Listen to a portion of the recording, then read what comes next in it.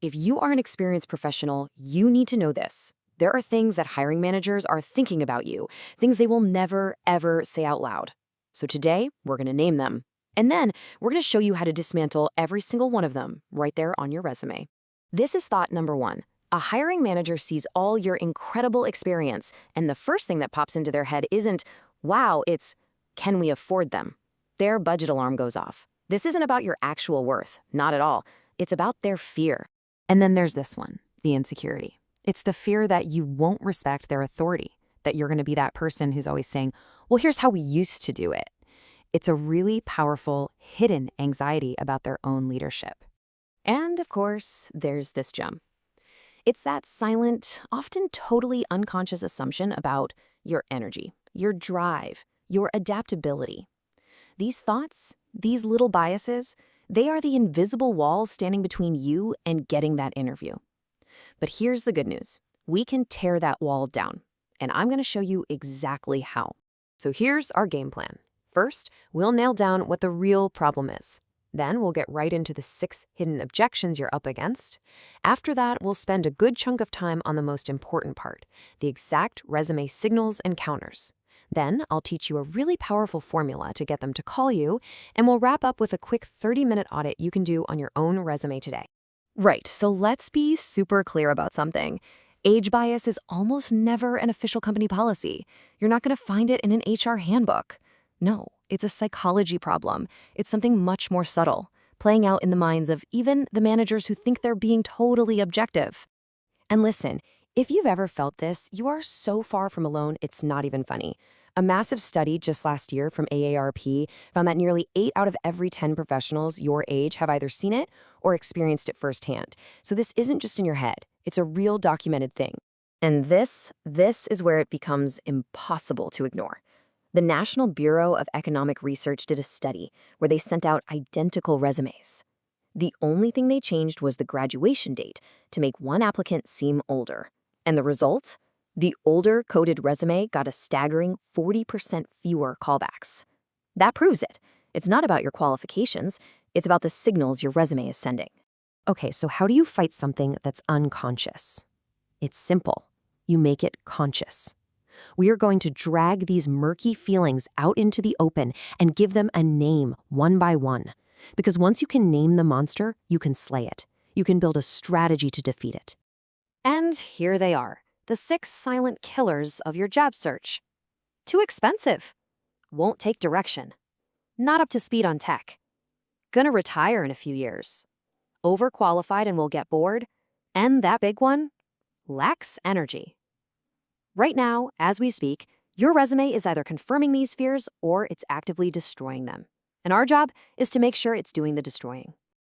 All right, let's get to the most important part of this whole thing. For every single one of those objections, there are specific phrases that trigger the bias, and there are specific counter phrases that completely neutralize it. This is where you grab the steering wheel and take back control of your own story. So let's take that too expensive objection. The signal on the left, talking about a $400 million budget, that just screams, I cost a ton of money. But look at the counter signal on the right. It's all about value. I reduced churn by 22%. See the switch? You're not talking about your cost anymore. You're talking about your return on investment. You're not expensive, you're profitable. Now, what about that won't take direction fear? Well, if your resume is just a list of bossy top-down verbs like directed, oversaw, commanded, you're basically proving their fear is correct. But that counter signal on the right, it uses collaborative language, partnered with, adapting based on feedback. This tells them you're a collaborator, not a dictator. It shows you lead, sure, but you also listen. Okay, not current on tech. This is a huge one. Listing Microsoft Office on your resume today is a major red flag. I mean, it just feels dated.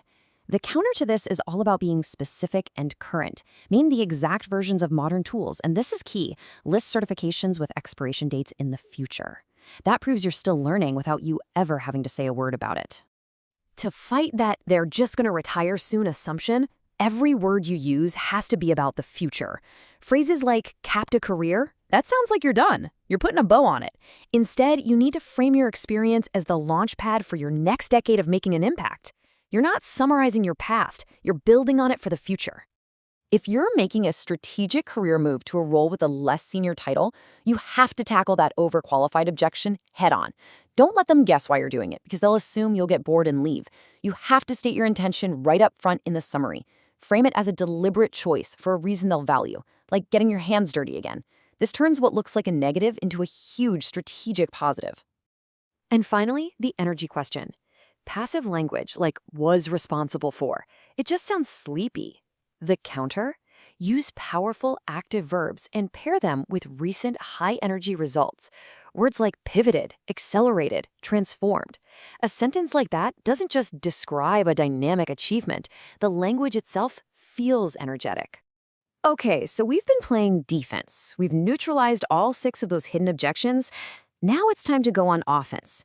See, the goal of your resume isn't just to not get rejected, it's to create this irresistible need for the hiring manager to call you. And believe it or not, there's a formula for that. It's called the curiosity gap, and the formula is so simple, but it is so powerful. Here it is. You state an impressive outcome, plus an unexpected method, minus the full explanation. And that equals an interview. What this does is it shifts the hiring manager's brain from judging you to being curious about you. They just can't help but wonder, wait, how did they do that? Just look at this example. The outcome is amazing. Slashing churn that much is a huge deal. The method is super intriguing, a counterintuitive pricing strategy. But the full explanation is missing. The only way that hiring manager can find out what that brilliant strategy was is to pick up the phone and call you. Here's another one, a massive result, the first profit in 3 years. But the real hook is the method, spending $0 on recruiting. I mean, how is that even possible? Did they convince an entire team to join them? Do they have some secret network?